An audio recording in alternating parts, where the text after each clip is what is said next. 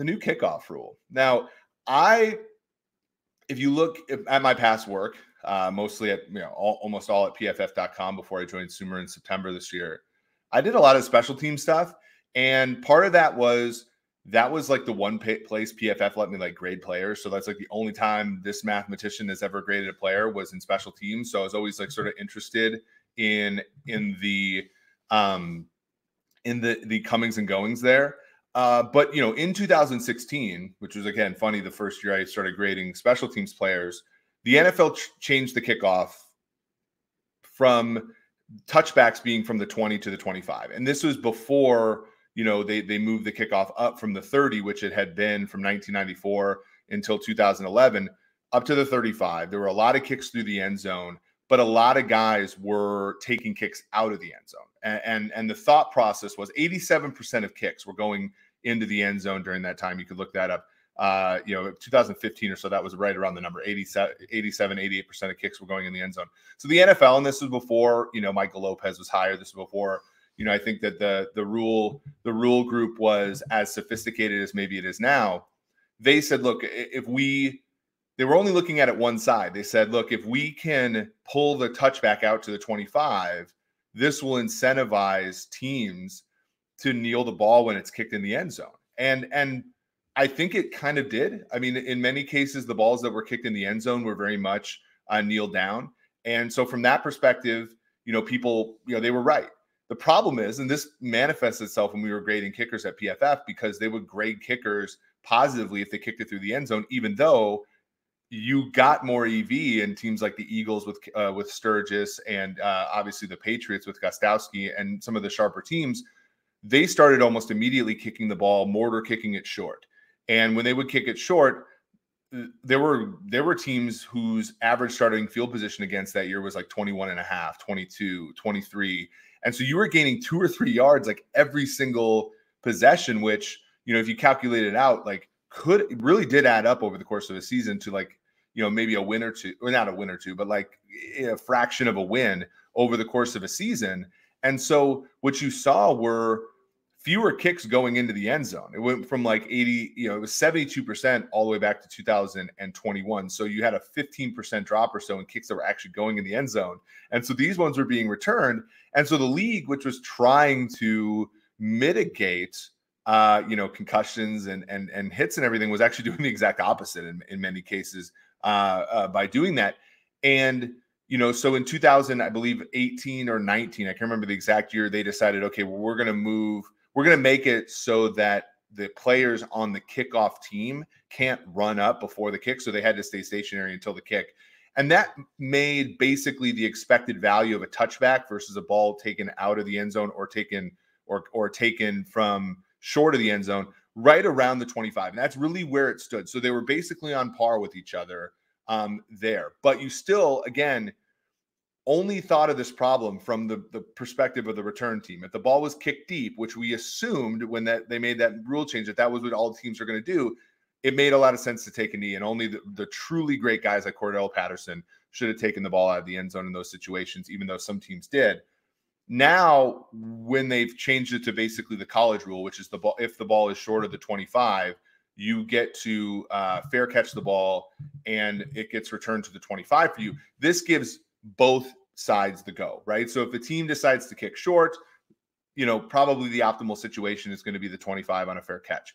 If a team kicks long, the optimal situation is going to be a 25 on a kneel down, and so forth. And to me, I think that resolves a lot of the issues that we were having on that. And somebody asked a really good question here. So, Gigi snubs, all the coaches and players complaining, why can't they just decide not to call a fair catch? And actually, this was really fun because I was reading a book this week.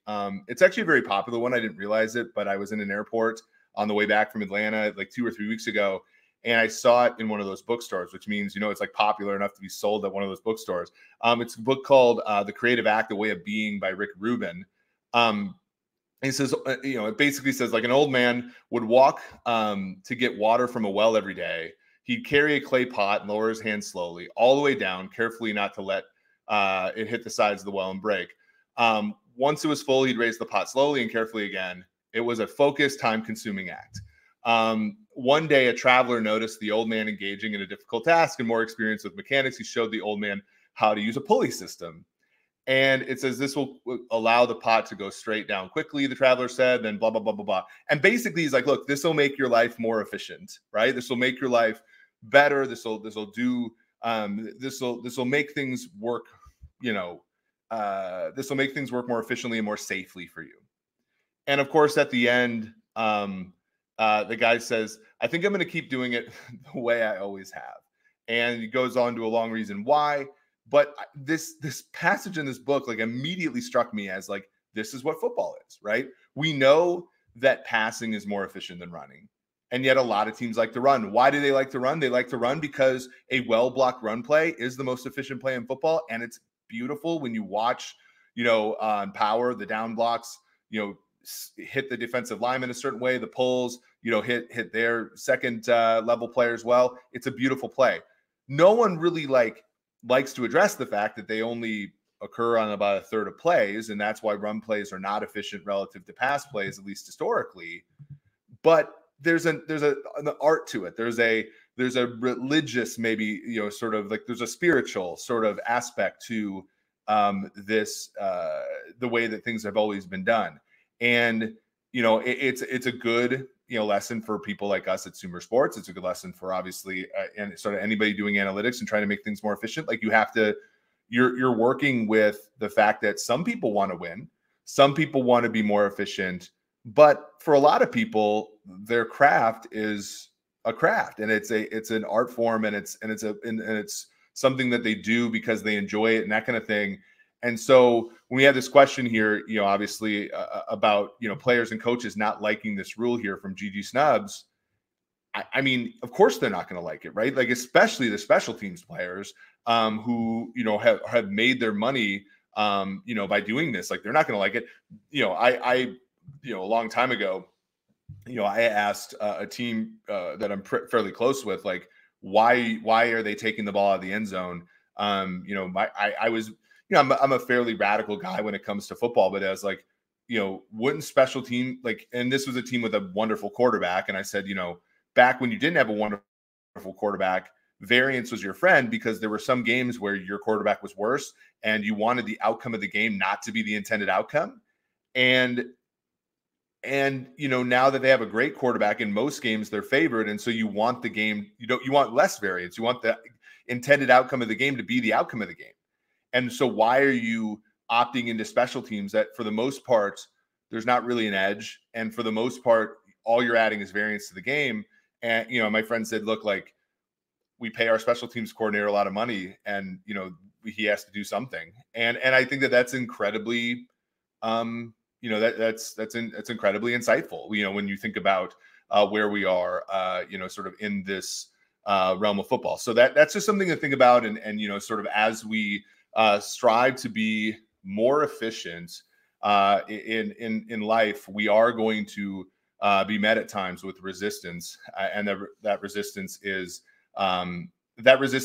natural. And I think sometimes we as a football analytics community come off as a little bit abrasive and a little bit like, oh, this is how it should be played, when in reality, like, to me, there's very much, an artistic part of it that we have. Not that we say that the art overcomes anything, but they're still wrong, right? Like, if this play is not it, like, I think of special teams this way. Special teams are not necessarily telling us who's better, right? So why are, they're not necessarily an important part of the game in that regard. They're not important, but they're far less important than other things.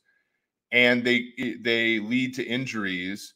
They lead to injuries that we want to avoid more often than not. And we all love football, but we all have to kind of look at football and say, football's really on the boundary of what's acceptable in society. So, like, we don't want to go overboard. So if something is demonstrably safer and doesn't take from the value of the game, then we should probably consider eliminating it by fear of losing this balance that we need for us to continue to enjoy